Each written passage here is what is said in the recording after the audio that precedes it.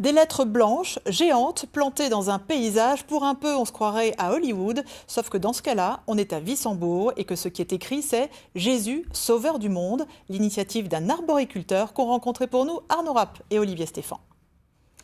Un petit air d'Hollywood flotte sur les hauteurs de Rothes, à 2 pas de Wissembourg.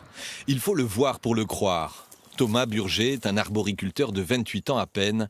Et s'il a érigé cette installation dans son champ, c'est qu'un soir, une voix le lui a dicté.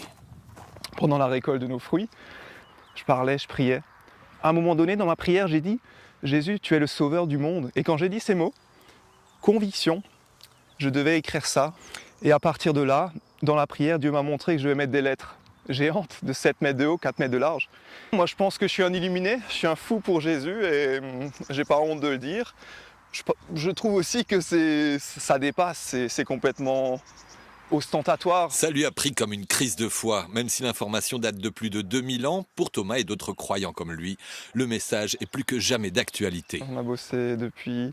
On avait commencé au mois d'octobre, on a arrêté. Ensuite, on s'est relancé en février. À partir de février, sans s'arrêter jusqu'à maintenant, quoi. C'est super parce qu'on a besoin de Dieu dans notre vie.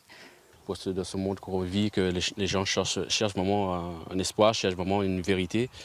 C'est très rare et je trouve vraiment ce qu'il fait, vraiment, c'est vraiment très bien.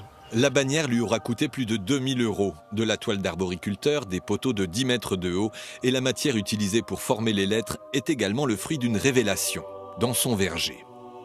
Un soir, en rentrant les dernières pommes, une soirée de récolte, je discutais avec Dieu, je lui donne ce projet et il y a des oiseaux qui s'envolent un peu plus loin et là l'idée, on va des plumes. Croyant, pratiquant, protestant et soutenu par bon nombre de fidèles, Thomas peut compter sur le soutien des autorités religieuses locales. Tous ceux qui l'ont vu, j'espère que ça les fasse réfléchir et peut-être tourner leur regard vers Jésus, sauveur du monde. Aucune plainte pour l'instant en gendarmerie, mais une vingtaine de réclamations enregistrées en mairie de Rothes.